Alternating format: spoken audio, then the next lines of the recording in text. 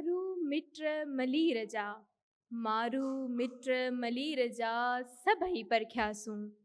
सोखीअ भाई सबको ओखीअ तूं ही तूं, मौला मथा मुंह बुढ़ो मलाहिज बाझ जो। जनाब सदर, मुअज़्ज़िज़ उस्ताद साहिबान ऐं प्यारे पाकिस्तान जे कुंड कुड़छ खां आयल सिंधी टोपी अजरक ऐं पटके जा वारिसो, अस्सलाम अलैकुम। जिए लतीफ़ जी बोली।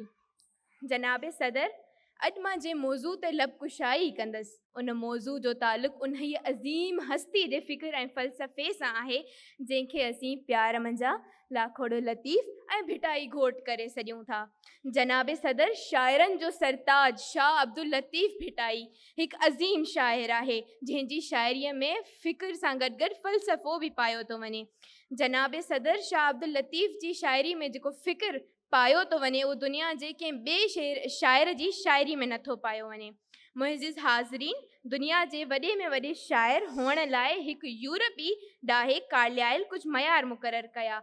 तनी के नामवर फ़लसफ़ी अलामा आया काज़ी परखींदे चयो त शाह अब्दुल लतीफ़ भिटाई दुनिया जो वॾे में वॾो शाइर आहे।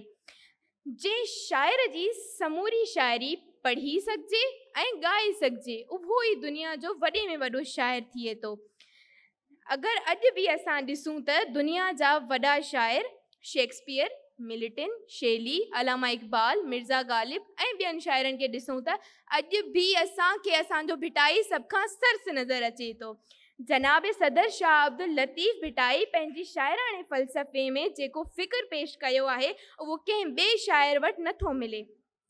शाह लतीफ़ मादी तरक़ीअ सां गॾोगॾु रूहानी तरक़ीअ ते बि ज़ोर ॾिनो आहे। शाह साईं असांखे नाहे नेण निहार तो में देरो दोस्त जो वारो सबक़ ॾिए थो। शाह साईं ख़ुदीअ खे छॾे न्याज़ ऐं निवड़े इख़्तियार करण जो सबक़ ॾिए थो। शाह अब्दुल लतीफ़ भिटाई सुस्ती ऐं काहिलीअ खे छॾे मुसलसल महिनत करण जो सबक़ कुझु हिन तरह ॾिए थो त ततीअ थदीअ काह कान्हे वेल वेहण जी, ततीअ थदीअ काह कान्हे वेल वेहण जी, मतां थिए ऊंदाह पेर न लही पिरीअ जो। शाह लतीफ़ असांखे निहायती सुहिणे तशबीन, अलामती वसीले, एकी इताद ऐं बधी जो सबक़ ॾींदे चवे थो त वग़ुर कयो वतन प्रित न छिननि पाण में, वग़ुर कयो वतन प्रित न छिननि पाण में, पसो पखेड़नि माण्हूअ मेठ कया। असांजो शाह सभ जो ख़ैर घुरंदड़ शाइर आहे। हो अल्लाह साईं खां दुआ करंदे चवे थो त साइम सदाई करी मथे सिंध सुकार, साइम सदाई करी मथे सिंध सुकार, दोस्त मिठा दिलदार आलम सब आबाद करी। जनाब सदर, मतलब त असांजे लतीफ़ जी शाइरी सिंधी सकाफ़त जो अहनियाण ऐं सिंधी ॿोली जो उखुट भंडार आहे। शाह लतीफ़ पंहिंजे शाइराणे फ़िक्र ऐं फ़लसफ़े सां असांखे ज़िंदगी गुज़ारण जा सभई तरीक़ा ॿुधाया आहिनि। तंहिंजे करे पक सां चई सघे थो त शाह लतीफ़ हिकु फ़लसफ़ी शाइर आहे ऐं संदसि शाइरीअ में ज़िंदगी गुज़ारण जो समूरो फ़लसफ़ो पायो वञे थो।